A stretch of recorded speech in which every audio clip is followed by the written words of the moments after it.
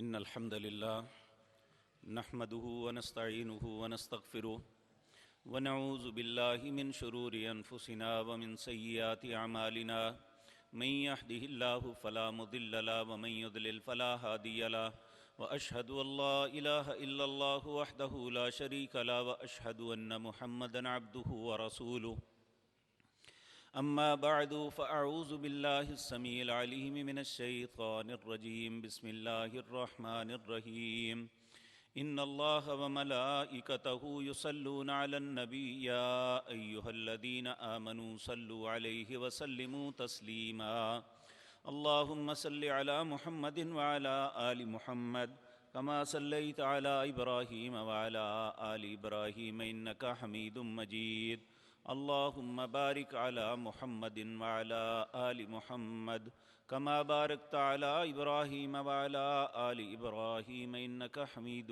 مجيد۔ ایک بھائی نے کہا اگر 7ویں روز عقیقہ نہ کر سکیں تو کیا بعد میں عقیقہ کر سکتے ہیں؟ عقیقے کے لیے جانور بکرا کیسا ہونا چاہیے؟ بچے کے کان میں اذان کہنے کا وقت کب تک ہوتا ہے؟ کیا اذان کے ساتھ اور بھی کوئی الفاظ ہیں؟ پہلی بات تو یہ ہے کہ میرے بھائی ہر چیز کا ایک وقت ہوتا ہے، اگر اسے اس وقت پہ ادا کریں تو اس کا اجر پورا ملتا ہے۔ جس طرح نماز ہے ہم با جماعت پڑھیں گے تو 27 گنا اجر ہے، اگر اکیلے پڑھیں گے تو ایک نماز کا ایک ہی اجر ہے، تو اگر اس کو وقت پہ ضائع کر کے لیٹ پڑھیں گے تو پھر اس کا اجر اور کم ہو جاتا ہے۔ اسی طرح عقیقہ ہے کہ اس کا افضل وقت جو ہے 7واں دن ہے، اگر اس کے بعد کریں گے تو وہ اس عقیقے کا حق تو ادا ہو جائے گا، لیکن جو اجر آپ کو 7ویں دن ملنا تھا وہ نہیں ملے گا۔ ہاں، ایک وہ شخص جس کے پاس اس وقت استطاعت ہی نہیں تھی اور وہ اپنی استطاعت نہ ہونے کی وجہ سے نہ کر سکا، اگر وہ بعد میں کرتا ہے تو انشاءاللہ اللہ اس کی اس مجبوری کو مد نظر رکھتے ہوئے اس کو اجر پورا دیں گے۔ یہ ایک فطرت ہے کہ مجبوری کی حالت میں اللہ کسی کے اجر کو کم نہیں کرتا۔ آپ دیکھیں، ہم ایک تندرست آدمی بیٹھ کے نماز پڑھے تو اس کی نماز کا اسے آدھا اجر ملتا ہے، لیکن ایک معذور آدمی بیٹھ کے پڑھے تو اس کی نماز کا اسے پورا اجر ملے گا۔ اسی طرح شریعت کے سارے امور ہیں، اگر مجبوری کی وجہ سے کوئی شرعی عذر ہے جس کی وجہ سے وہ نہیں کر سکا تو ٹھیک ہے۔ اسی طرح نماز ہے، اگر انسان سویا رہا، بے ہوش ہے، پاگل ہو گیا تو وہ نماز ضائع ہو گئی، بعد میں پڑھی تو اس کے اجر میں کمی نہیں آئے گی، کیونکہ وہ ایک مجبوری کی وجہ سے ہوا۔ یہ نمازوں کا اجر کی کمی اس وقت ہوتی ہے جب جان بوجھ کے کی جائے۔ اسی طرح عقیقے کے متعلق بھی یہ ہے کہ بعض لوگ اس لیے اسے ڈیلے کرتے ہیں کہ ہمارے فلاں رشتہ دار آ جائیں گے تو پھر کریں گے۔ انہیں اللہ کا حکم سمجھ کے کر دینا چاہیے۔ بچے کے کان میں اذان میں وقت کب تک ہوتا ہے؟ آپ جب بھی دیں گے انشاءاللہ، بہرحال اسے جلدی سے جلدی کرنا چاہیے۔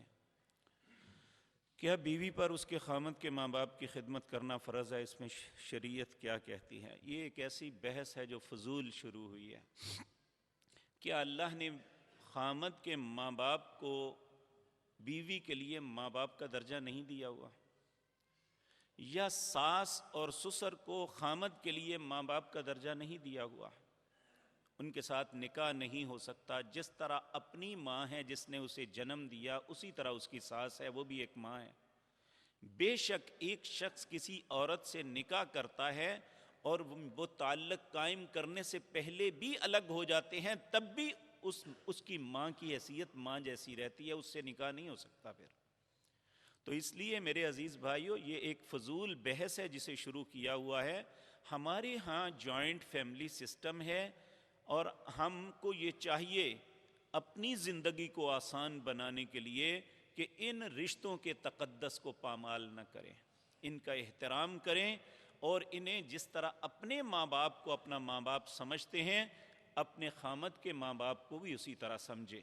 اسی طرح خامد کو بھی چاہیے جس طرح وہ اپنے ماں باپ کی عزت و حیا کرتے ہیں، اسی طرح اپنی بیوی کے ماں باپ کی عزت و حیا کریں۔ تو یہی اسلام کا تقاضا ہے۔ ہمیں ایسی باتوں میں، ایسی بحثوں میں نہیں الجھنا چاہیے جس میں بعض علماء نے ہمیں الجھا دیا ہے۔ بڑی 11ویں شریف اور چھوٹی 11ویں شریف کے بارے میں بتائیں۔ میں کچھ نہیں جانتا جی اس کے متعلق، یہ کیا چیز ہے؟ بہرحال یہ شریعت میں کچھ نہیں ہے جی۔ چھوٹے بچوں کو مسجد میں لانا، کیا چھوٹے بچوں کی شرارتوں سے مسجد کے تقدس میں کوئی کمی آتی ہے؟ کوئی کمی نہیں آتی۔ نبی کریم نماز پڑھا رہے ہوتے تھے، آپ کی نواسی امیمہ آپ کی کمر پہ چڑھ جاتی، آپ اس وقت تک نہیں اٹھتے تھے جب تک وہ خود نہیں اتر جاتی تھی۔ آپ ممبر پہ خطبہ دے رہے تھے، سیدنا حسنین، حسن اور حسین آ رہے تھے، ان کی قمیضیں پاؤں میں الجھ رہی تھی، گر گئے تو نبی کریم ممبر سے اتر کے دونوں کو اٹھا کے لے آئے اور کہنے لگے، اللہ نے خوب کہا کہ مال اور اولاد تمہارے لیے آزمائش ہے، میں اپنے بچوں کو دیکھ کے برداشت نہیں کر سکا۔ آپ نے یہ نہیں کہا تھا کہ انہیں کیوں بھیجا ہے۔ یہی بچے ہیں جن کی وجہ سے کل یہ اللہ کے گھر آباد ہوں گے۔ اگر آج انہیں نکال دیں گے، انہیں نہیں آنے دیں گے، تو پھر یاد رکھیں یہ اللہ کے گھر ویران ہوں گے۔ ہم تو آج ہیں، کل نہیں ہوں گے۔ نبی کریم صلی اللہ علیہ وسلم کی ایک اور بات عرض کر دوں۔ نبی کریم کہتے ہیں کہ جب میں نماز پڑھاتا ہوں، میرا بعض اوقات دل چاہتا ہے کہ میں قرآن کی زیادہ تلاوت کروں، پیچھے سے کسی بچے کے رونے کی آواز آتی ہے تو میں اپنی نماز کو مختصر کر دیتا ہوں۔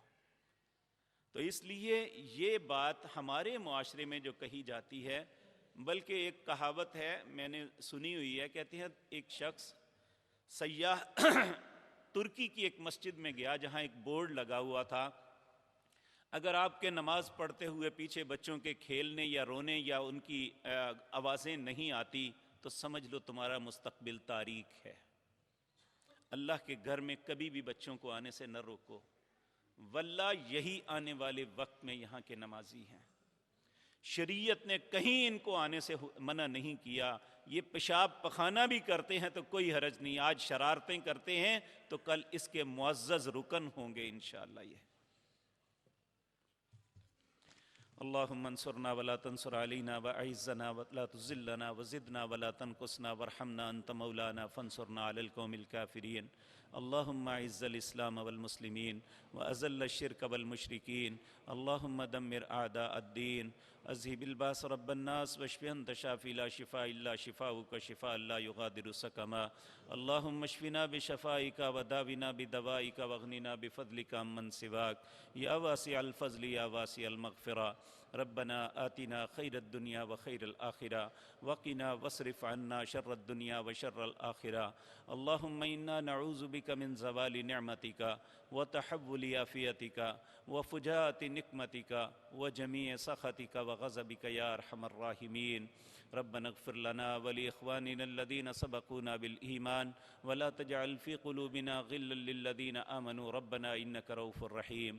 اللهم آتك ركابنا وركاب آبائنا من النار، وصل اللهم على نبينا محمد وآله وأصحابه أجمعين برحمتك۔